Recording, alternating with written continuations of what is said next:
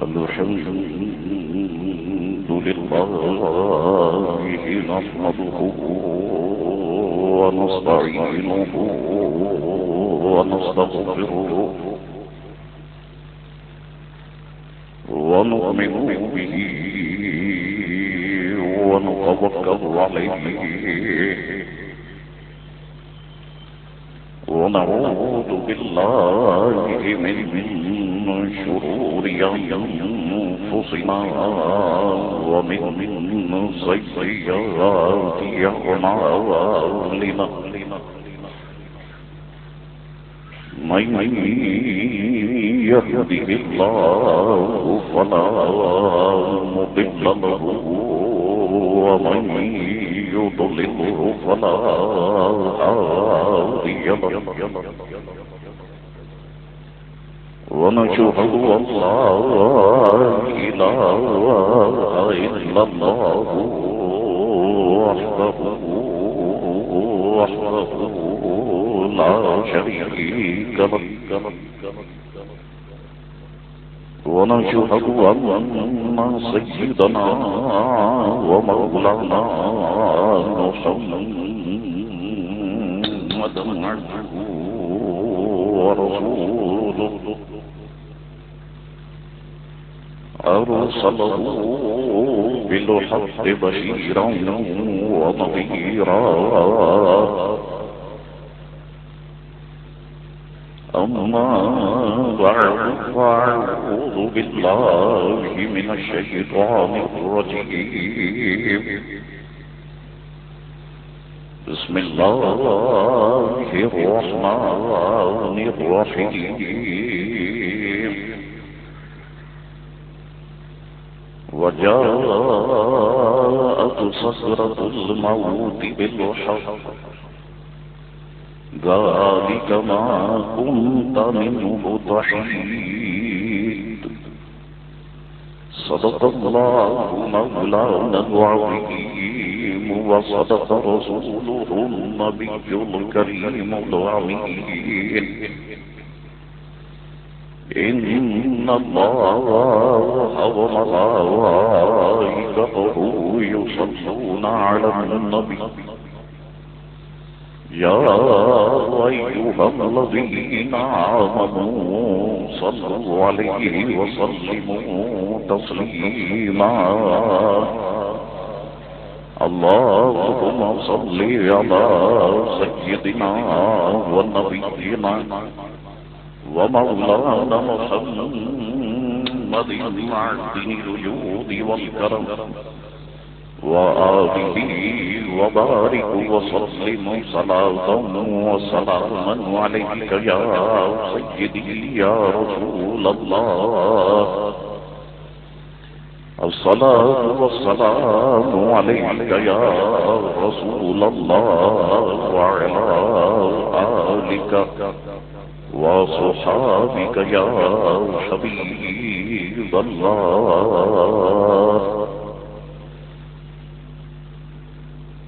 اللہ تبارک و تعالی کی حمد و ثنا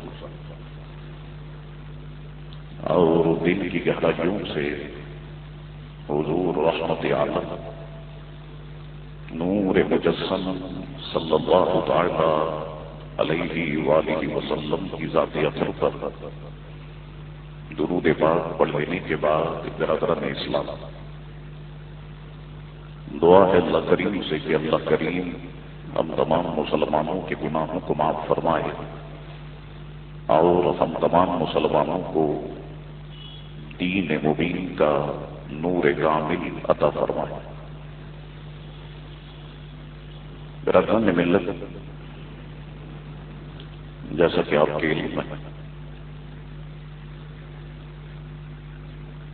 موت سے متعلق میری گفتگو جاری ہے.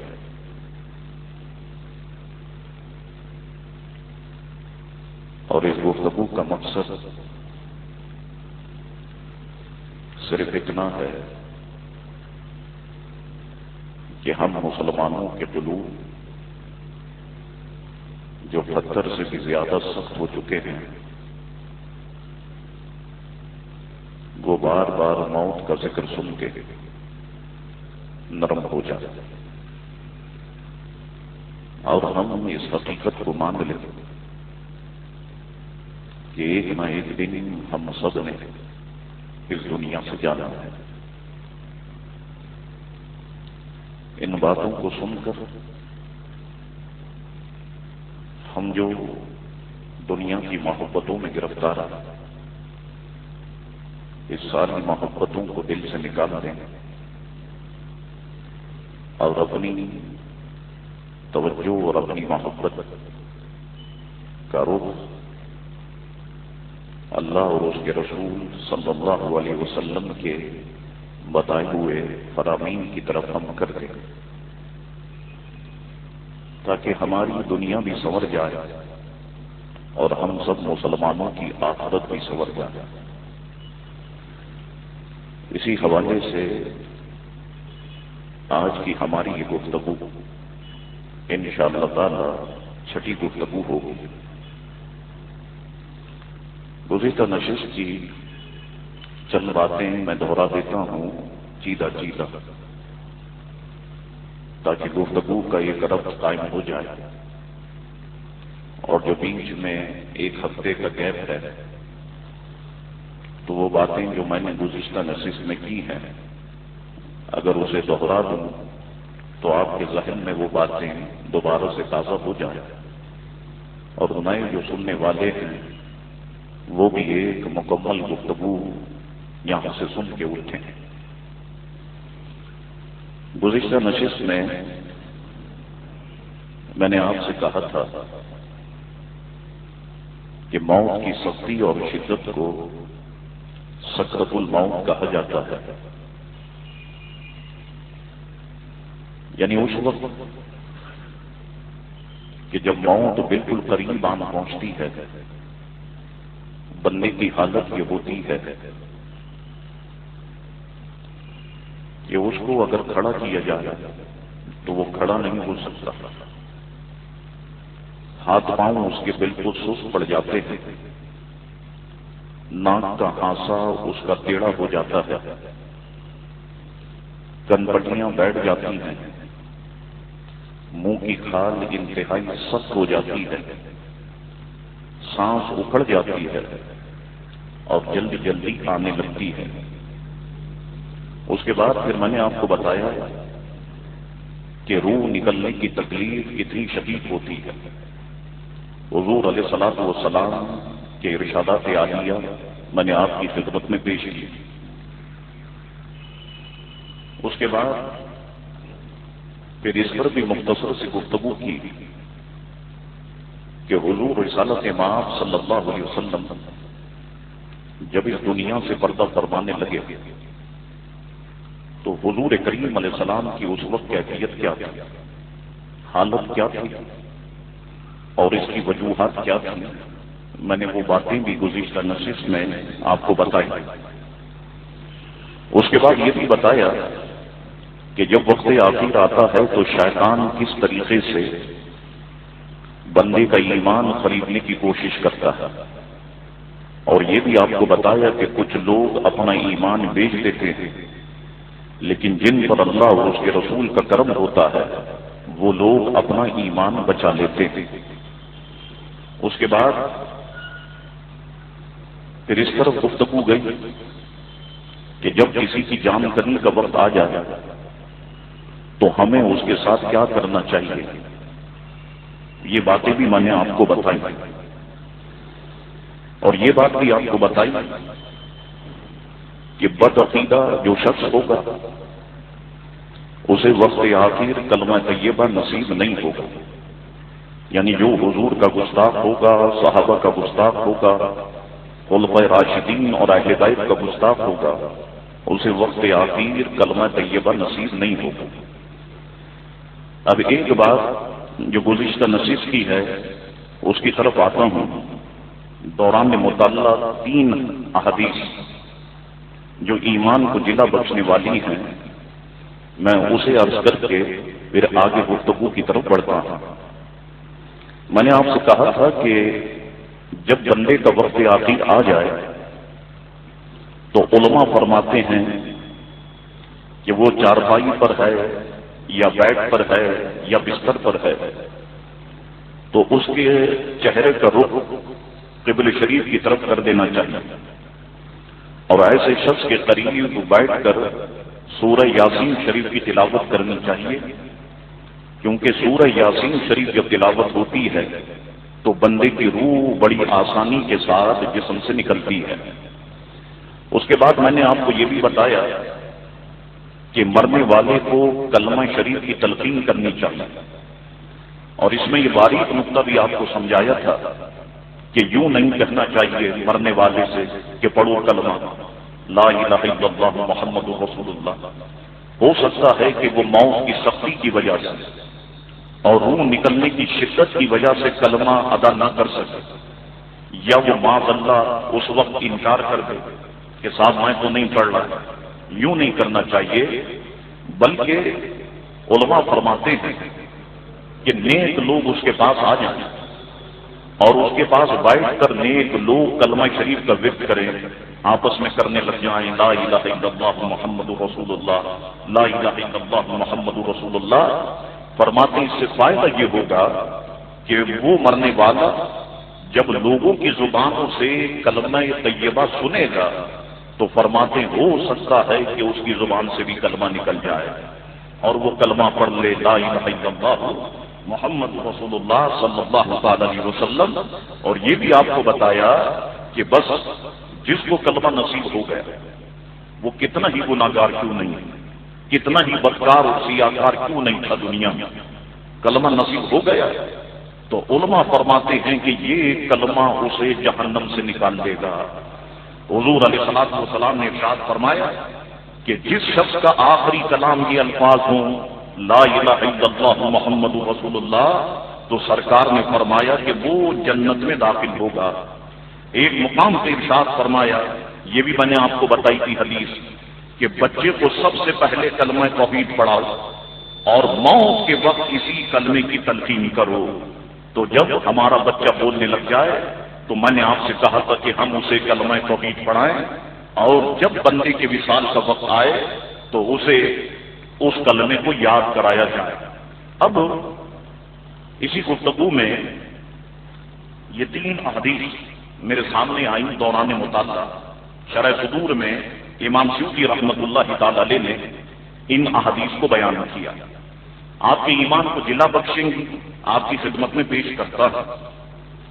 ابن ابی دنیا نے اور طبرانی نے اور بخاری نے شعب الایمان میں حضرت ابو ہریرہ رضی اللہ تعالیٰ عنہ سے روایت کی کہ حضور کریم علیہ السلام نے فرمایا ملک الموت ایک مرنے والے شخص کے پاس آئے تو اس کے اعضاء چیر کر دیکھے، ملک الموت میں اس کے اعضاء چیر کر کے دیکھے تو کوئی عمل خیر انہیں دکھائی نہیں دیا یا کوئی عمل خیر انہوں نے نہیں پایا۔ ایک مرنے والے کے پاس آئے، اس کے اعضاء چیرے تو کوئی عمل خیر نہیں پایا۔ پھر سرکار فرماتے ہیں کہ اس کا دل چیرا، کوئی عمل خیر نہیں پایا۔ پھر اس کے جبڑوں کو چیرا تو دیکھا کہ اس کی زبان کی نوک تالو سے لگی ہوئی ہے اور اس کی زبان کہہ رہی ہے لا الہ الا اللہ۔ سرکار فرماتے ہیں کہ بس اس کلمے کی وجہ سے اللہ تبارک و تعالیٰ نے اس کی مغفرت فرما دی، اس کلمے کی وجہ سے اللہ تبارک و تعالیٰ نے اس کی مغفرت فرما دی۔ گویا اس حدیث شریف سے یہ بات پتہ چل رہی ہے کہ ملک الموت آتے ہیں، اعضاء کو چیر کے دیکھتے ہیں، جبڑوں کو دیکھتے ہیں، دل کو دیکھتے ہیں کہ یہ بندہ اس دنیا میں کیا کرتا تھا۔ اس لیے میں آپ سے بار بار کہتا ہوں کہ اپنی زبان کو کلمہ شریف کا عادی بناؤ۔ اگر گاڑی ڈرائیو کر رہے ہو خاموش منہ بند کر کے نہیں بیٹھو، کلمہ شریف کا ورد کرتے رہو لا الہ الا اللہ محمد رسول اللہ صلی اللہ علیہ وسلم۔ اگر آپ بائک چلا رہے ہیں تو بھی آپ کلمہ شریف کا ورد کر سکتے ہیں آہستگی کے ساتھ۔ اگر آپ اپنے آفس میں بیٹھے ہیں، دکان میں بیٹھے ہیں اور گاہک اس وقت نہیں ہے، آپ کلمہ شریف کا ورد کر سکتے ہیں۔ میں نے کہا کہ یہ عادت رہنی چاہیے، اگر یہ عادت رہے گی تو انشاءاللہ تعالی یہ عادت وقت آخر میں آپ کو کام دے گی۔ کہ آپ کی زبان کہہ رہی ہوگی لا الہ الا اللہ محمد رسول اللہ صلی اللہ تعالی علیہ وسلم۔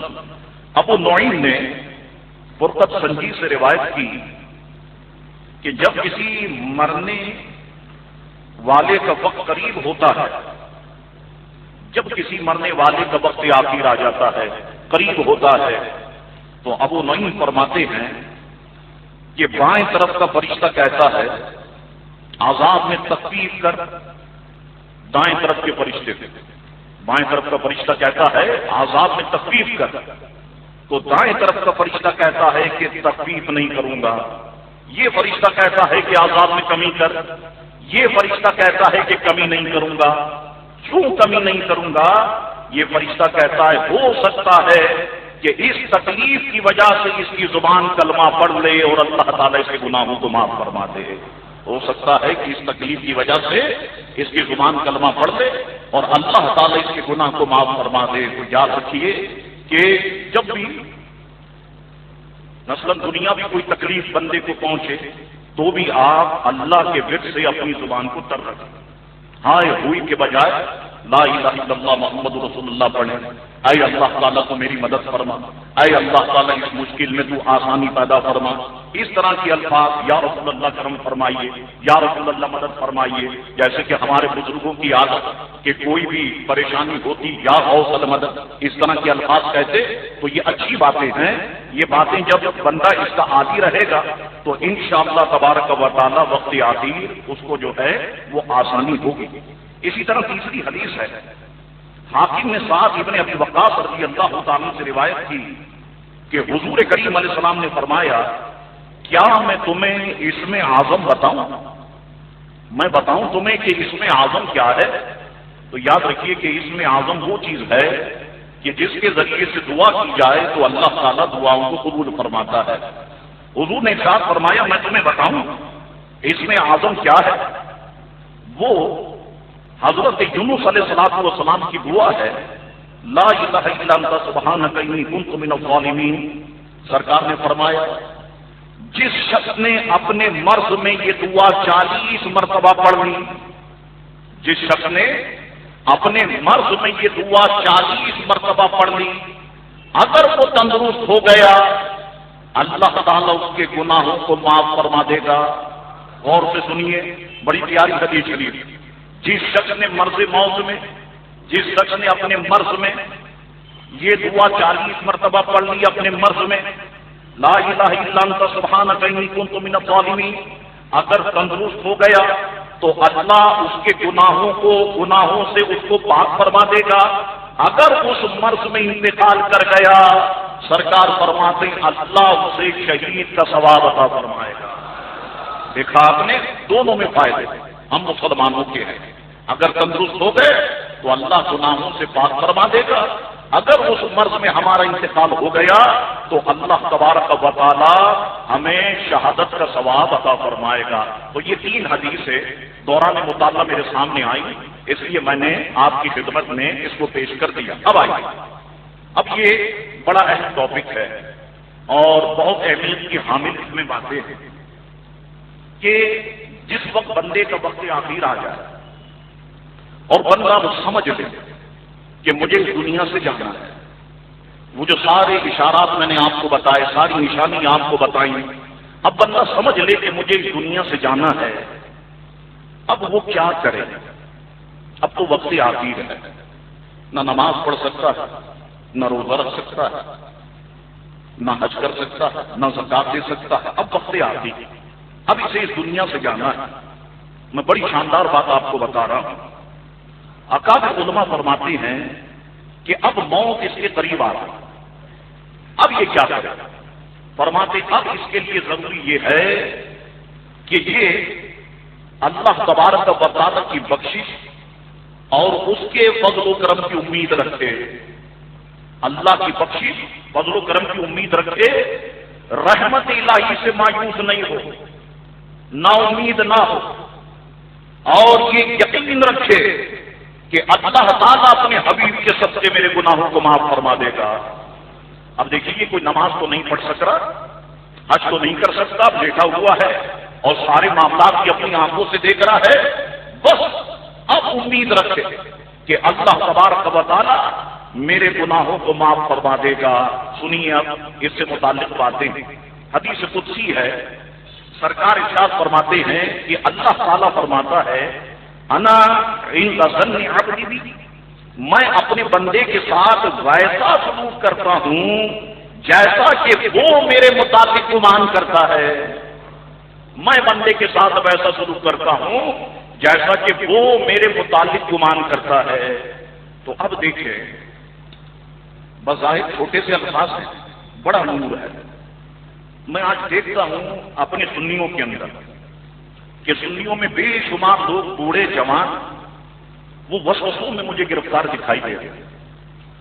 غسل کرتے ہیں تو 2-2 گھنٹے غسل کے لیے چاہیے۔ شیطان اس طریقے سے کھیلتا ہے کہ جیسے انسان فٹ بال سے کھیلتا ہے، بالکل اس طریقے سے کھیلتا ہے۔ اور حدیث شریف میں فرمایا گیا کہ شیطان تمہارے جسم میں ایسے دوڑتا ہے کہ جیسے کہ خون جسم میں گردش کرتا ہے، بالکل ایسے 2-2 گھنٹے مطمئن نہیں ہو پا رہا، پتہ نہیں غسل ہوا یا نہیں ہوا۔ آپ دیکھ لیں، ابھی جا کر کے دیکھ لیں، ایک دو آدمی آپ کو 1-2 سیمپل ایسے مل جائیں گے، نل کا کھولے ہوئے بیٹھے ہوئے آدھا گھنٹے تک، پانی جاری ہے، ہاتھ دھو رہے ہیں، وضو تو نہیں ٹوٹ گیا، وضو تو نہیں ٹوٹ گیا، وضو تو نہیں ٹوٹ گیا۔ اے شخص میں مبتلا مسلمانوں، خدا کے لیے دنیا سے نکل آؤ، یہ شیطان تمہیں تباہی کی طرف لے جائے، بربادی کی طرف لے جائے۔ یہ یقین رکھو اللہ تبارک و تعالیٰ کے بارے میں کہ اللہ تبارک و تعالیٰ ہماری خطاؤں کو معاف فرما دے گا، ہماری غلطیوں کو معاف فرما دے گا۔ اللہ تعالیٰ ہمارے ماں باپ سے زیادہ ہم پر مہربان ہے، تو اپنے آپ کو کیوں مصیبت میں ڈالا، اپنے آپ کو کیوں پریشانی میں ڈالا؟ شیطان کے ان وار سے نکلو اور بالکل صاف ستھری پاکیزہ شخص سے پاک زندگی گزارنے کی کوشش کرو، ورنہ یہ آپ کو کبھی نماز بھی ٹھیک طریقے سے نہیں پڑھنے دے گا، اللہ اکبر بھی آپ نہیں کر سکیں گے، ایسے گندے وسوسے ڈالنے لگ جائے۔ بے شمار لوگ ہیں کہ جو اس وجہ سے نماز سے دور ہو گئے، لیکن نماز سے دور نہیں ہونا چاہیے۔ بعض لوگوں کو میں دیکھتا ہوں پہلے نماز پڑھتے تھے، اب نماز نہیں پڑھتے، کیوں؟ شاہ صاحب وسوسے بہت آتے ہیں۔ تو میں ان سے کہتا ہوں اچھا یہ بتاؤ، اگر آپ کھانا کھا رہے ہو اور بھوک شدید ہے، کھانا کھا رہے ہیں، مکھیاں آئیں تو آپ کیا کرتے ہیں؟ کہتے ہیں شاہ صاحب مکھیوں کو بھگاتے ہیں، کھانا تو کھانا ہے، پیٹ تو بھرنا ہے۔ تو یہاں پر اس فلسفے پر عمل کیوں نہیں کرتے؟ شیطان کو بھگانا ہے، ہم نے نماز تو پڑھنی ہے، چاہے ہمیں نماز میں مزہ آئے یا نہ آئے، ہم نے اللہ کی عبادت تو کرنی ہے۔ اور یہ بات ذہن میں رکھنا کہ چور وہیں پر آتا ہے، اسی مکان میں آتا ہے جہاں پر مال ہوتا ہے، خالی پلاٹ میں چور نہیں آتا، شیطان اسی کے پاس آتا ہے جس کے دل میں ایمان ہوتا ہے۔ ایک صاحب سے ایک شخص کہنے لگا کہ حضرت پہلے جب میں مسلمان تھا تو وسوسے بہت آتے تھے، اب میں قادیانی ہو گیا تو وسوسے نہیں آتے۔ وہ بزرگ فرمانے لگے وجہ یہ تھی کہ پہلے تیرے پاس ایمان تھا تو شیطان بھی آتا تھا، اب جب ایمان ہی دل سے چلا گیا تو شیطان آ کر کے کیا کرے گا؟ تو خدا کے لیے ان وسوسوں سے اپنے آپ کو نکالا اور اس حدیث کو اپنے دماغ میں رکھ لو کہ سرکار فرماتی، اللہ فرماتا ہے میں اپنے بندے کے ساتھ ویسا سلوک کرتا ہوں جیسا وہ میرے متعلق گمان رکھتا ہے۔ تو بخشنا تو اللہ کا کام ہے، آپ کی ایمان رکھیں، وضو کریں، شک میں مبتلا نہ پڑے، آئیں نماز پڑھیں اور یہ یقین رکھیں کہ اللہ تعالیٰ میرے گناہوں کو معاف فرما دے گا، تو یقیناً اللہ تعالیٰ گناہوں کو معاف فرمائے گا۔ اب یہ بخاری کتاب التوحید کی حدیث کا ایک حصہ تھا، جامع صغیر جلد 2 صفحہ نمبر 83 پر سرکار نے اس بات کو اور بالکل واضح کر دیا۔ اب سنیے وہ بات بھی، سرکار نے ارشاد فرمایا ان ظن بی خیرا فلہ وان ظن بی شرا فلہ۔ اللہ فرماتا ہے کہ اگر بندے نے مجھ سے بھلائی کا گمان رکھا تو اس کے لیے بھلائی ہے، اور اگر میرے متعلق برائی کا گمان رکھا تو اس کے لیے برائی ہے۔ اب یہ معاملہ بالکل واضح ہو گیا، یعنی کہ بندہ یہ یقین رکھے کہ اللہ تعالیٰ مجھے بخش دے گا چاہے میں کتنا ہی گناہگار کیوں نہ ہو۔ مسلمانوں، میں قرآن اٹھا کر کے کہنے کے لیے تیار ہوں، یقیناً اللہ تعالیٰ بخش دے گا، معاف فرما دے گا۔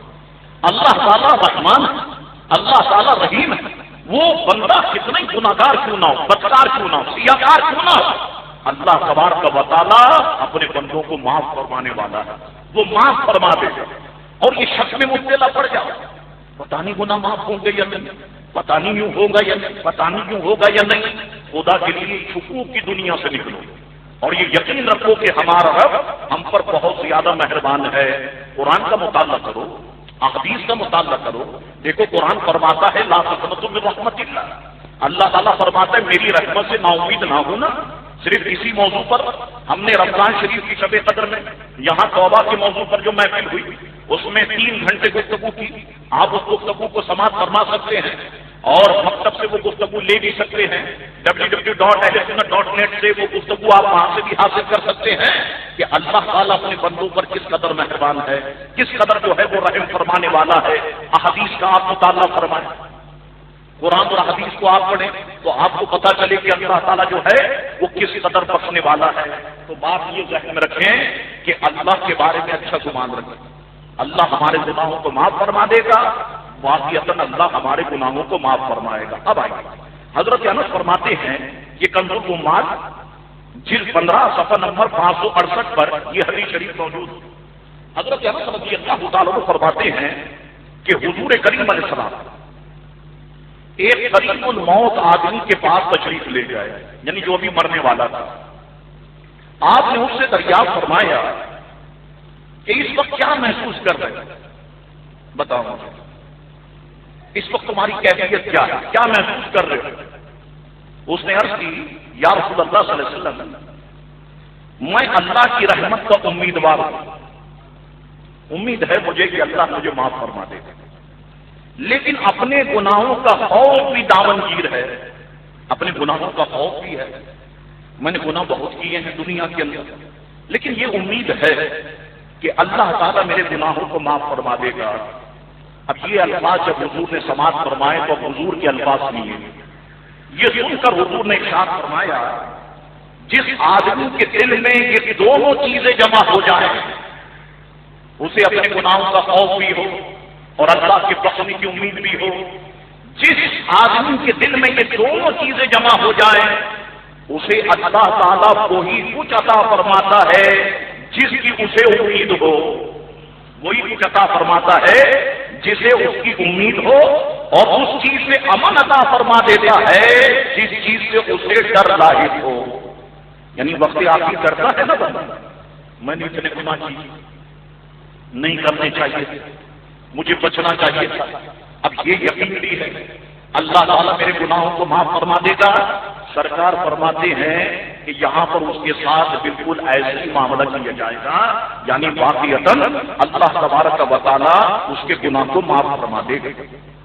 حیان بن ابی نضر بیان کرتے ہیں کہ میں حضرت یزید بن اسود کی عیادت کے لیے جا رہا تھا، مجھے حضرت سیدنا واسطہ ابن اسرا راستے میں ملے، وہ بھی ان کی عیادت کے لیے عیادت کرنا چاہتے تھے۔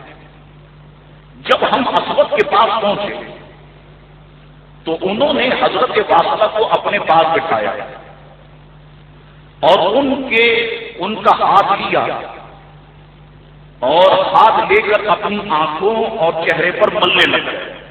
حضرت واسطہ ابن اسرا یہ صحابی رسول ہیں، ہاتھ لیا ہی تھا، غالباً صحابی رسول ہی ہیں، اور چوما اور اپنے چہرے پر جو ہے ملنے لگے۔ آج کل لوگ کہتے ہیں نا کہ ساتھ علماء کے ہاتھ چھوڑنا، یہ ماں باپ کے ہاتھ چھوڑنا، بزرگوں کے ہاتھ چھوڑنا یہ ناجائز ہے، غلط ہے، بدعت ہے، حرام ہے۔ تو ایک عجیب جھگڑے میں قوم مسلم کو جو ہے وہ ڈال کے رکھا ہوا۔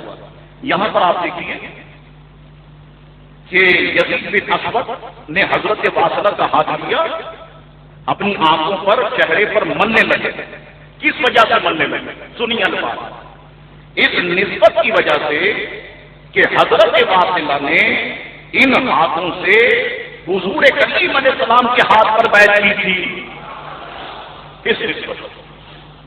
اب یہ صحابی رسول ہے، واضح ہو گیا کہ اپنا ہاتھ انہوں نے حضور کے ہاتھ میں دیا تھا اور ان کا یہ ہاتھ حضور کے ہاتھ پہ لگ گیا تھا، اس نسبت کی وجہ سے کہ ان کے ہاتھ کو چوم رہے تھے، اپنی آنکھوں پر لگا رہے تھے۔ دوستو یاد رکھنا کہ آج نسبت کی قدریں ختم ہو رہی ہیں. لوگ ریشنلزم کے خود کو پوجنے لگ گئے.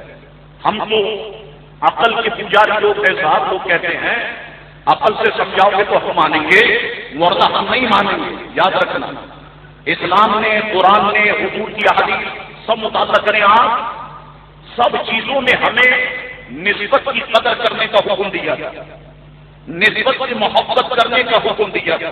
اللہ اکبر. میں آپ کو بتاؤں کہ ایک صحابی رسول بڑھتے بڑھتے ان کے یہ آگے کے بعد گھٹنوں تک آ گئے. سوچے آپ، گھٹنوں تک آ گئے. کسی نے پوچھا بھائی بات کیا ہے؟ ان بالوں کو کاٹتے کیوں نہیں ہو، کینچی کیوں نہیں لگاتے ہو؟ کہا جن بالوں پہ دست مصطفیٰ لگ گیا ان بالوں پہ کینچی لگنے نہیں دوں گا. تو حضور نے ان کے سر پہ بچپن میں ہاتھ رکھا تھا یہاں پہ. تو اب ان کے یہ بال بڑھتے بڑھتے گھٹنوں تک آ گئے. کہا حضور کا ہاتھ لگ گیا، اب اس پہ کینچی لگنے نہیں دوں گا. حضرت عبداللہ ابن مسعود رضی اللہ تعالیٰ عنہ، کسی نے دیکھا کہ حضرت عبداللہ ابن مسعود قافلے میں جا رہے ہیں اور ایک مقام سے جب گزرے عبداللہ ابن مسعود اپنے امام شریف کا یہ حصہ ایک درخت کے قریب گئے، اس کے کانٹے میں پھنسایا. آگے بڑھے. اب جب یہ آگے بڑھے تو یہ کھینچنے لگا، واپس آئے، اسے نکالا، پھر ویسے ہی کیا، پھر آگے بڑھے، پھر نکالا، پھر ایسے کیا. کسی نے کہا عبداللہ ابن مسعود یہ کیا کرتے ہو؟ اب بات یہ ہے کہ ایک بار میں حضور کے ساتھ یہاں سے گزر رہا تھا تو حضور کے امام شریف کا حصہ اس کانٹے میں پھنس گیا. میں نے سوچا چلو آج موقع ملا ہے نقل مصطفیٰ ہی کر دو. دیکھا آپ نے نسبتوں کی کتنی قدر.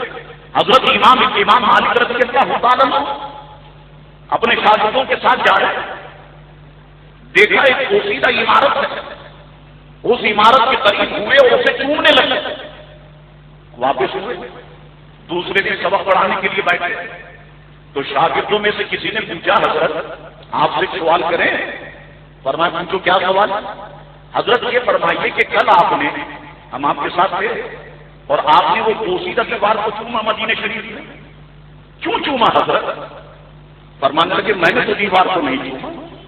شاگردوں نے کہا حضرت ہم اس کے گواہ ہیں، ہم نے اپنی آنکھوں سے دیکھا آپ نے اس پرانی دیوار کو چوما. فرمایا نہیں چوما. کہا حضرت چوما نہیں چوما. فرمایا میں نے دیوار کو نہیں چوما ہے. میرے دل میں خیال آیا بہت پرانی دیوار ہے، کیا پتا کبھی سرکار بھی اس کے قریب سے گزرے ہو، کیا پتا کبھی سرکار نے اس دیوار پہ اپنا ہاتھ لگایا ہو. تو میں نے دیوار کو نہیں چوما ہے، میں نے تو نسبت مصطفیٰ کو چوما ہے. اللہ اکبر. تو یہاں پر یہی معاملہ کہ اب حضرت اسود نے کیا کیا، واصلہ ابن اسقا کے ہاتھ کیا، اپنے آنکھوں اور چہرے پر بننے لگ گئے اس نسبت کی وجہ سے کہ حضرت واصلہ نے ان ہاتھوں سے رسول کے مبارک ہاتھ پر بیعت کی تھی. اب حضرت واصلہ نے اسود سے پوچھا اپنے رب کے متعلق کیسا محسوس کر رہے ہیں؟ اب یہ آخری وقت ہے، میں نے آپ کو بتایا بڑی سختی بڑی شدت ہوتی ہے. یہ بتاؤ یزید بن اسود اپنے رب کے متعلق کیسا محسوس کر رہے ہیں؟ تو ابو الاسود نے اشارے سے جواب دیا میں حسن ظن رکھتا ہوں، میں حسن ظن رکھتا ہوں. کیا مطلب؟ میرا اللہ مجھے معاف فرما دے، میں حسن ظن رکھتا ہوں. حضرت واصلہ نے فرمایا تمہیں مبارک ہو. میں نے رسول اللہ علیہ السلام کو فرماتے سنا کہ حضور نے فرمایا میں اپنے، اللہ فرماتا ہے میں اپنے بندے کے ساتھ اس کے گمان کے مطابق سلوک کرتا ہوں، اس لیے وہ جو چاہے میرے بارے میں گمان رکھے. یعنی جیسا بندہ گمان رکھے گا میں آپ کو بتاتے آ رہا ہوں ویسے ہی اللہ اس کے ساتھ سلوک فرمائے گا. اچھا گمان رکھے گا سلوک فرمائے گا. اچھا ابن عباس فرماتے ہیں کہ جب کسی کی موت کا وقت قریب ہو اسے خوشخبری والی باتیں بتاؤ. یہ بڑا اہم نقطہ ہے. جب کوئی مرنے کے قریب ہے، وقت آخر ہے، اسے خوشی والی بات بتاؤ. عموماً ہم سب کیا کرتے ہیں، رونے دھونے بیٹھ جاتے ہیں سر پیٹنے کے لیے. بھائی رو دھو کر کے اس کو جانے سے روک تو نہیں سکتے، ہم سب نے بھی جانا ہے. خوشی والی باتیں بتاؤ. حدیث سنا اسے اچھی اچھی، دیکھو اللہ نے فلانے کے گناہ کو معاف کر دیا، وہ 99 قتل کیے تھے، اللہ نے اس کے گناہ کو معاف کر دیا، اللہ تمہارے گناہ کو بھی معاف فرما دے گا. ایسی باتیں بتا، خوشی والی باتیں بتا، تاکہ وہ اپنے رب سے حسن ظن کی حالت میں ملاقات کرے. اور جب تندرستی کی حالت میں ہو تو فرماتے ہیں ابن عباس اسے اللہ کا خوف دلاؤ. جب بندہ تندرست ہے نا، دیکھیں ہم سب تندرست ہیں الحمدللہ، تو ابن عباس فرماتے ہیں انہیں اللہ کا خوف دے، انہیں بتاؤ کہ یہ تندرستی ہمیشہ رہنے والی نہیں ہے، ایک نہ ایک دن ہمیں دنیا سے جانا ہے. یہ سارے معاملات تاکہ بندہ اپنی صحتیابی اور جوانی میں جو ہے وہ آخرت کی تیاری کرنے لگ جائے. حضرت معتمر بن سلیمان بیان کرتے ہیں میرے والد محترم کی وفات کا وقت قریب آیا تو مجھے فرمانے لگے معتمر مجھے رخصت اور رعایت والی حدیث سناؤ تاکہ میں حسن ظن رکھتے ہوئے اللہ کی بارگاہ میں حاضر ہوں. مجھے ایسی حدیث سناؤ نا کہ جس میں اللہ نے رخصت دی ہو، رحم و کرم والی حدیث سناؤ تاکہ میں یہ گمان رکھتے ہوئے حسن ظن رکھتے ہوئے اللہ کی بارگاہ میں حاضر ہوں. اب آئیے ایک دو اور باتیں میں اس حوالے سے کرتا ہوں. ابن ابی دنیا نے حمید سے روایت کی، وہ کہتے ہیں سنیے غور سے، جو میں نے آپ سے کہا نا بندہ کتنا ہی گناہگار کرنا ایمان تو اس کا خاتمہ ہو گیا، اللہ اس کے گناہوں کو معاف فرما دے. سنیے ابن ابی دنیا نے حمید سے روایت کی، وہ بیان کرتے ہیں میرا ایک بھانجا تھا جو بہت سرکش نافرمان تھا، اتفاق سے بیمار پڑ گیا تو اس کی ماں نے مجھے بلایا. جب میں وہاں پہنچا تو دیکھا کہ اس کی ماں سرہانے کھڑی رونے دھونے میں مصروف ہے، رو رہی ہے اس کی ماں. اب یہ ماموں ہیں ان کے پاس پہنچے تو میرے آنے پر میرے بھانجے نے مجھ سے پوچھا ماموں جان یہ میری والدہ کیوں اتنی آہوازاری کر رہی ہے، کیوں رو رہی ہے؟ تو میں نے جواب دیا تمہاری برائی کی وجہ سے پریشان، جو تم گناہ کرتے تھے ماں منع کرتی تھی، باپ منع کرتا تھا، مگر تم مبتلا تھے اس میں، اس وجہ سے یہ رو رہی ہے. تو میرا بھانجا مجھ سے کہنے لگا یہ بتاؤ میرے ماموں کیا میری ماں مجھ پر مہربان نہیں ہے؟ تو میں نے کہا بے شک تیری ماں تجھ پہ مہربان ہے. تو میں نے کہا کیوں نہیں یہ تو تجھ پہ مہربان ہے؟ اس نے کہا اچھا ماموں یہ بتا کیا میرا اللہ میری ماں سے زیادہ مجھ پہ مہربان نہیں ہے، کریم نہیں ہے، رحم فرمانے والا نہیں ہے؟ تو میں نے کہا کہ واقعیت اللہ تعالیٰ تو ماؤں سے زیادہ رحم فرمانے والا ہے اور وہ رحیم ہے. بس یہ بات اس نے کی اور یہ فرماتے ہیں کہ اس کا انتخاب ہو گیا. ہم نے غسل دیا، کفن پہنایا، نماز جنازہ ادا کی، قبرستان لے گئے. جب ہم اسے قبر میں اتارنے لگے، قبر میں اتار دیا، اینٹیں رکھنے لگے تو کہتے ہیں کہ میں نے چھانک کر قبر میں دیکھا، حیران ہو گئے. حد نگاہ اللہ نے اس کی قبر کو وسیع فرما دیا. حد نگاہ جہاں تک نگاہ جاتی ہے اللہ نے اس تک جو ہے قبر کو وسیع کر دیا. میں نے اپنے ساتھیوں سے پوچھا جو دفنانے میں مصروف تھے کیا تم نے بھی یہ منظر دیکھا جو میں دیکھ رہا ہوں؟ وہ بولے ہاں ہم نے بھی دیکھا.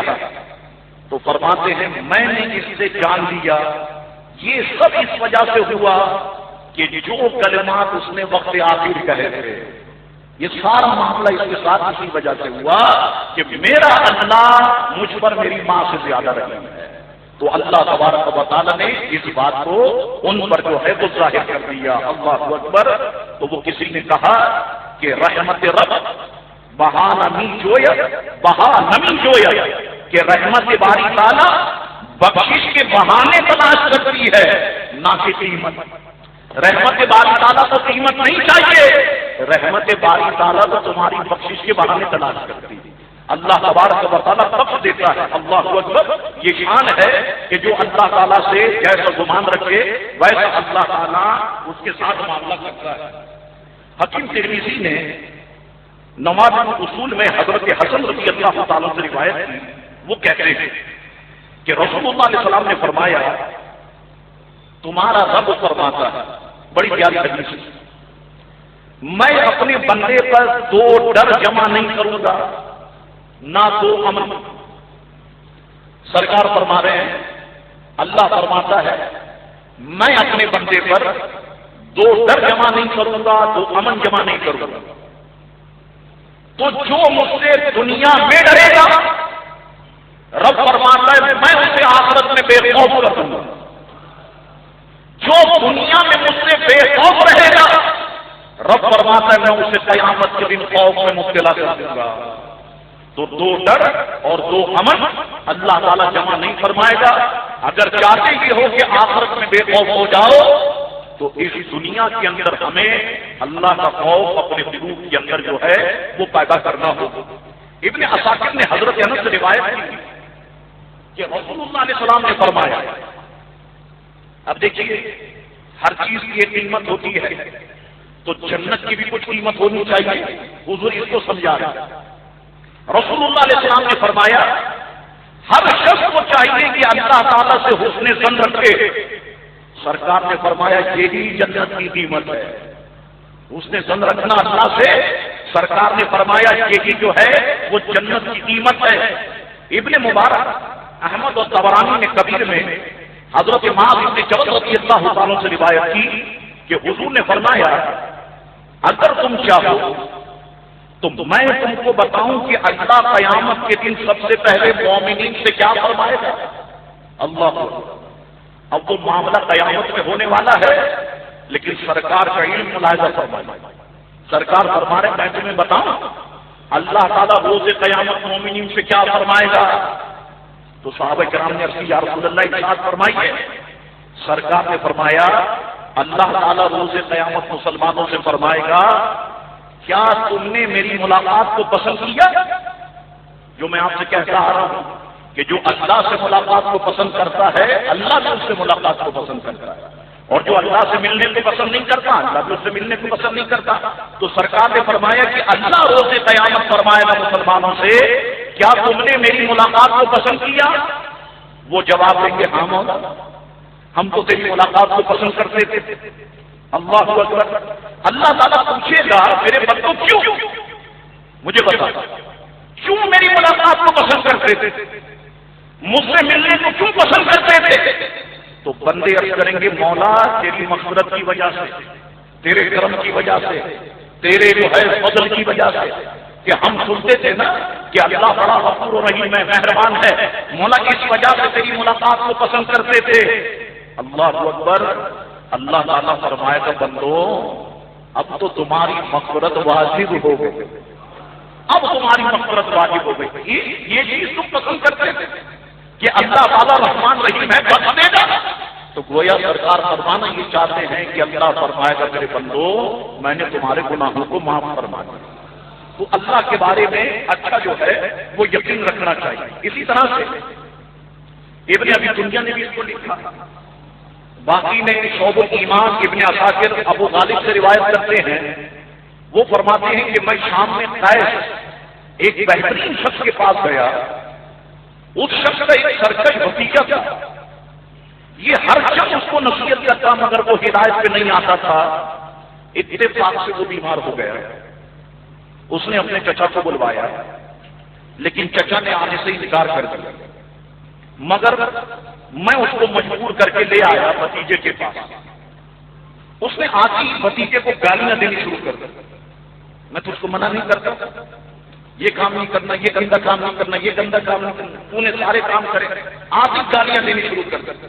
کہنے لگا ہے دشمن خدا کیا تو نے ایسا نہیں کیا ویسا نہیں کیا؟ اب یہ بھتیجے کا وقت آتی لیٹا سب کچھ دیکھا۔ اس نے پوچھا چچا یہ بتاؤ اگر اللہ تعالیٰ مجھ کو میری ماں کے سپرد کر دیتا وہ کیا کرتی؟ تو چچا نے جواب دیا وہ تجھ کو جنت میں داخل کرتی۔ تو نوجوان نے جواب دیا واہ خدا، خدا مجھ پر میری ماں سے زیادہ رحم کرنے والا ہے۔ اگر میری ماں سے ہم جتنے بیٹھے ہیں مجھے بتائیے روز قیامت اللہ تعالیٰ ہم سب کا معاملہ ہماری ماؤں کے حوالے کر دے۔ اور دل پر یہ فرمائیں کہ جو تمہاری مائیں فیصلہ کریں گی مجھے منظور ہوگا. مجھے بتائیے ہم جتنے بیٹھے ہیں بابا کو تم جواب دیجیے گا, کیا ہماری مائیں ہمیں دوزخ میں ڈالیں گی, آگ میں ڈالیں گی, جہنم میں ڈالیں گی؟ اس نے یہی بات کی. اس کا انتقال ہو گیا, اس کے چچا نے اس کو دفن کر دیا. جب اس پر اینٹیں رکھی جا رہی تھیں تو ایک اینٹ گری, اس کا چچا کود کا ایک طرف پھٹ گیا. میں نے دریافت کیا بھائی یہ کیا معاملہ ہے؟ اس نے جواب دیا اللہ نے میرے بھتیجے کی قبر کو نور سے بھر دیا ہے. اللہ نے میرے بھتیجے کی قبر کو جو ہے وہ نور سے بھر دیا ہے. اللہ اکبر. تو مسلمانوں غور تو کرو کہ اللہ کتنا بخشنے والا ہے, کس قدر مہربان ہے. اچھا اب یہ بات بھی آپ اپنے ذہن میں رکھ لیں, یہ بڑی خاص بات ہے میرے لیے بھی ہے, اور میری طرح میرے جتنے ساتھی ہیں جو ممبروں اور محرابوں کو سنبھالے ہوئے ہیں, جتنے مولوی حضرات, ان سب کے لیے یہ حدیث بڑی اہمیت کی حامل ہے. سن لیجیے آپ, حضرت جندب رضی اللہ تعالیٰ عنہ فرماتے ہیں کہ بے شک رسول اللہ علیہ السلام نے فرمایا کہ ایک شخص نے کہا کہ قسم اللہ کی فلاں شخص کو اللہ تعالیٰ نہیں بخشے گا. ایک شخص نے کہا قسم اللہ کی کہ فلاں کو اللہ تعالیٰ نہیں بخشے گا. تو مفہوم یہ کہ جب اللہ کے دربار میں پہنچے, اب یہ واقعہ قیامت کو ہونے والا ہے لیکن سرکار پہلے اس کی اطلاع دے رہے ہیں. ایک شخص نے کہا کہ قسم اللہ تعالیٰ کی فلاں شخص کو اللہ نہیں بخشے گا. جب اللہ کے دربار میں پہنچے تو اللہ تعالیٰ نے فرمایا تجھے کس نے کہا تھا کہ تم قسم اٹھاؤ کہ میں فلاں کی مغفرت نہیں کروں گا؟ بتاؤ مجھے کس نے کہا تھا کہ میں فلاں کو نہیں بخشوں گا؟ سن, بے شک میں نے اس کو بخش دیا اور میں نے تیرے عمل کو ضائع کر دیا. تو جتنے مولوی حضرات جو ممبروں محرابوں کو سنبھالے ہوئے جمعے میں لمبے چوڑے باز و نصیحت کے بھاشن دیتے ہیں وہ سب سن لیں, مولویوں کا کام کسی کو بخشنا نہیں ہے. بخشنا اللہ اور اس کے رسول کا کام ہے. اللہ تعالیٰ جس کو چاہے بخش دے, مالک مختار ہے, جس کو چاہے بخش دے. اور تم ممبروں پر بیٹھ کر کے کہو چیخو چلاؤ کہ اس کی مغفرت نہیں ہوگی, اس کی مغفرت نہیں ہوگی, یہ داڑھی کاٹتا ہے نہیں بخشا جائے گا, ٹوپی نہیں پہنتا نہیں بخشا جائے گا, نماز نہیں پڑھتا نہیں بخشا جائے گا. اللہ تعالیٰ رحمان ہے, اللہ رحیم ہے.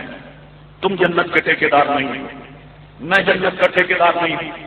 میرا اللہ غفور و رحیم بخشنے والا, اللہ بخش دے. لیکن ہاں یہ بات ذہن میں رکھو, نماز ہم نے پڑھنی ہے, داڑیاں ہم نے رکھنی ہے, روزے ہم نے رکھنے ہیں, حج مال ہے تو کرنا ہے, زکات دینی ہے.